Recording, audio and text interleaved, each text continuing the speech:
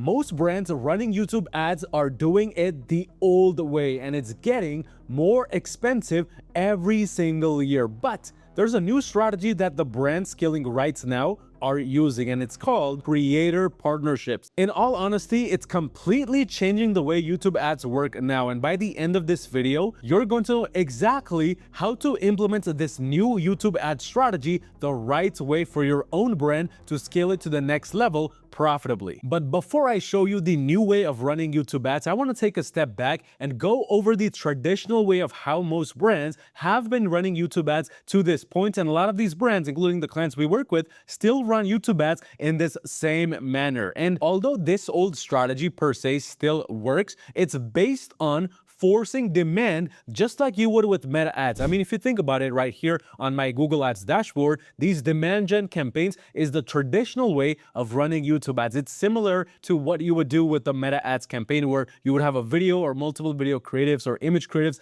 inside that individual ad. And the main goal of that ad set would be to go out into the wild, attract specific interest in a group of people that follow a certain interest or demographic, and from there, basically force them to buy. And it's all about forcing. It has very little to do with attracting. And comparing that to YouTube, it's essentially been the same exact way for years and years, where YouTube ads were essentially designed to create an ad, interrupt your viewers in whatever video they were watching, and from there, hope and pray some of those people converted into going onto your landing page, and then from there, those people, a small portion, converted into buying your product. This is called pure cold intent, and also one of the reasons why you often end up dealing with lower than 1% conversion rates. I mean, for example, in this brand's situation, if we look at the overall conversion rates, we can see this in action. If we look right here, it's about basically a 0% conversion rate, which means it's so low that the conversion rate specific number is not even showing, although it's getting decent amount of ad spend in general. And this is the reality behind any types of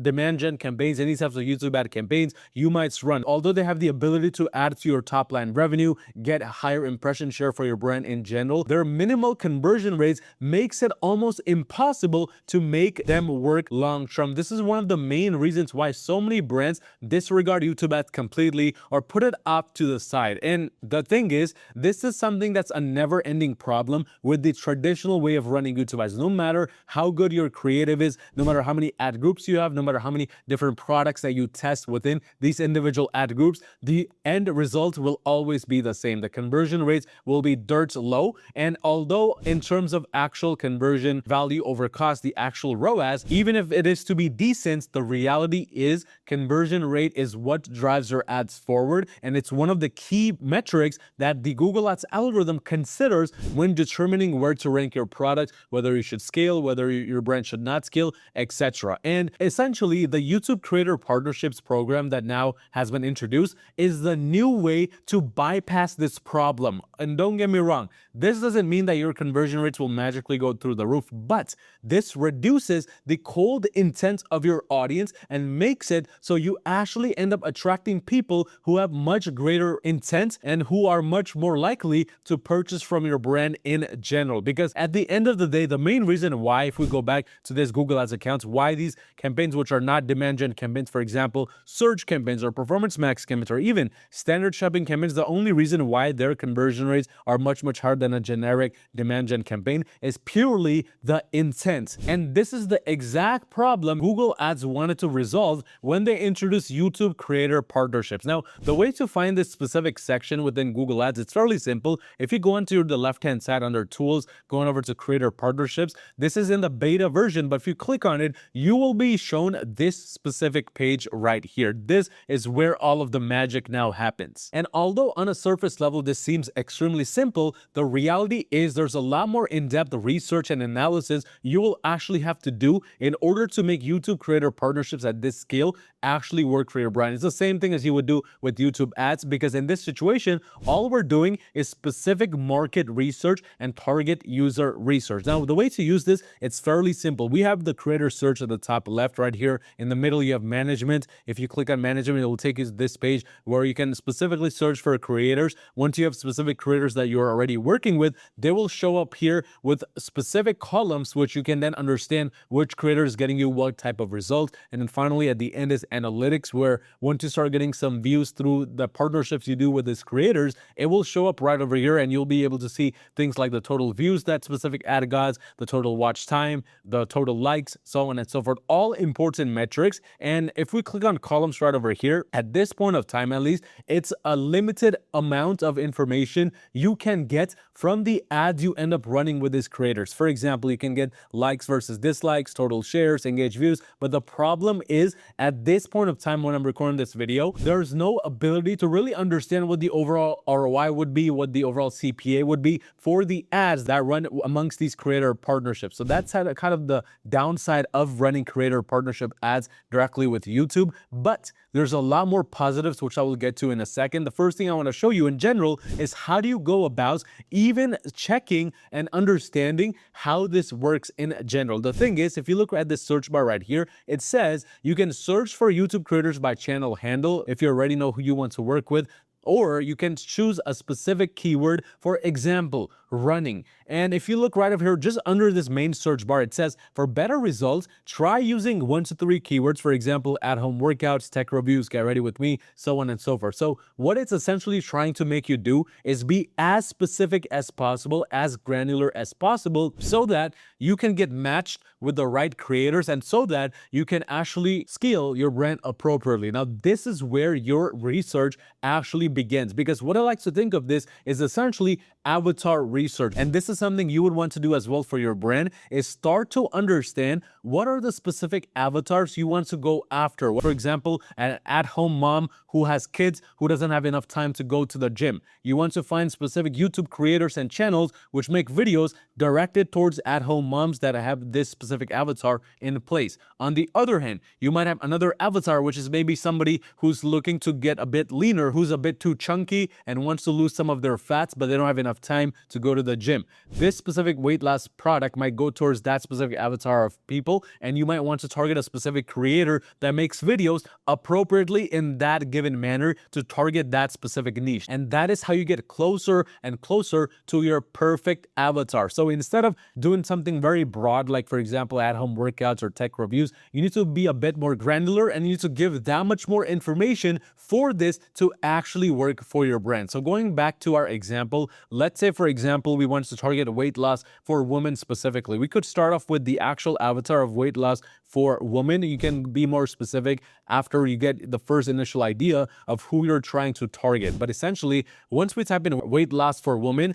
we can see all of these specific creators come up. It tells you exactly how many videos they have in total, where they're based, in what part of the world, the subscribers, average views, engagement rate, so on and so forth. And it directly gives you the ability to understand what are the popular videos, what are the recent videos, relevant videos, and so much more. This is literally a golden gem for not only these types of ads on YouTube, but also your YouTube ads. Because if you look at brand deal videos, for example, or even in this situation, in this niche, popular videos, that will give you an idea of what's working in this industry. So even if you didn't want to do YouTube creator partnerships with this individual directly, you could go back, create an actual ad which mimics this style of ad, and then from there, run an actual traditional demand gen campaign focused on YouTube short videos or YouTube long form videos, so on and so forth. This is essentially working backwards to find out your perfect approach and your perfect strategy for your brand. Exactly what we're doing for a lot of the brands we work with under my Google Ads agency or marketing, which, by the way, if you run a brand making $50,000 or more per month in revenue,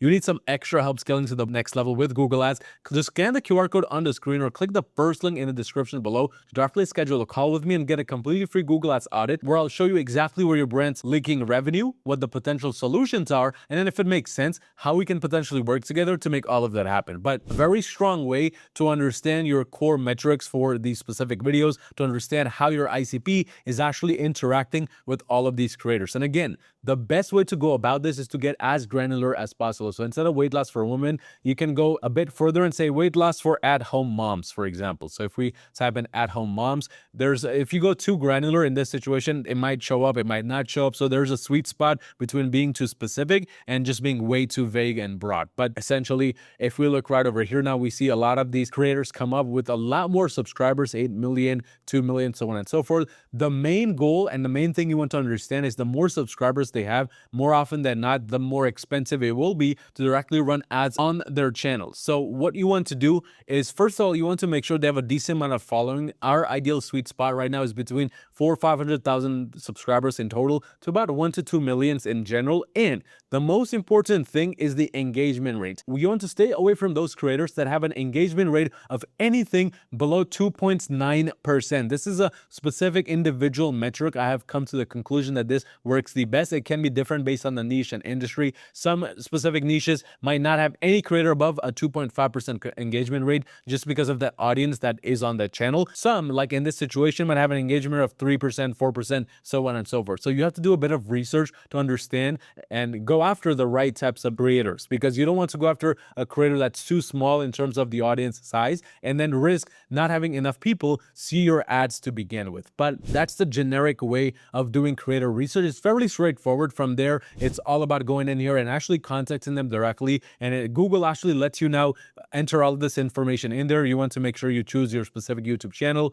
and just be as detailed as possible in your specific outreach. Make sure you're providing all of the necessary information, because this will be the way that creator gets your inquiry. And from there, they can decide whether they want to work with your brand or not. And from there, you can come to a conclusion as to how much you want to spend in order to get your ad running on them. It could be a set fee, it could be a pay-per engagement offer, in whatever way you wish to do it. That's entirely up to you. But here's what you want to understand about this approach. I personally think this is the best way to now focus on YouTube placements to get the ball rolling, especially if you don't have any momentum coming in from YouTube, because people trust other people a lot more than if they were to just randomly see your ad while they were trying to watch a very important video where your ad came in as a distraction to them. People are generally immune to that, especially now in this time and age. And you want to basically focus on using another person's engagement, using another person's following to your advantage. In addition, what you want to understand, this is something I realized after researching a bit more within the creator space,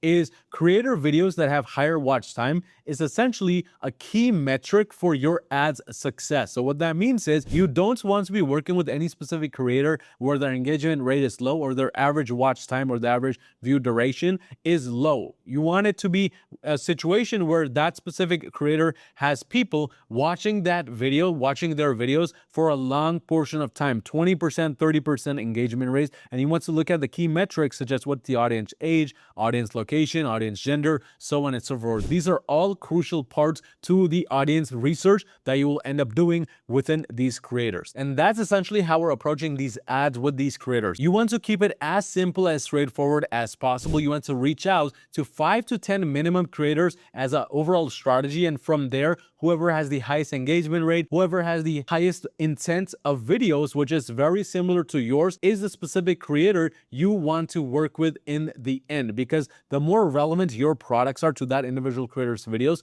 the better your ads will perform. But the key isn't to just completely disregard the traditional way of running YouTube ads. It's to rather combine the YouTube creator partnerships approach with the traditional way to add a momentum fairly quickly. Because now, whatever individuals watch your ad through these creator partnerships, you can run a traditional YouTube ads retargeting campaign to get these users back into your funnel and show them your ads via demand gen, and not just demand gen, but shopping campaigns, search campaigns, performance max, so on and so forth, and essentially follow them everywhere throughout the internet, no matter where they go. That is the ultimate strategy. It's all about taking the creator partnerships and putting it into an omnipresent approach, which will work in your favor and your brand's overall scale long term. And with that, here's my honest 2 cents on this new approach for YouTube ads. I don't see this new way of running YouTube ads slowing down anytime soon, because a lot of the brands we work with are already starting to turn towards these partnerships for the sole intent of attracting a high buying intent user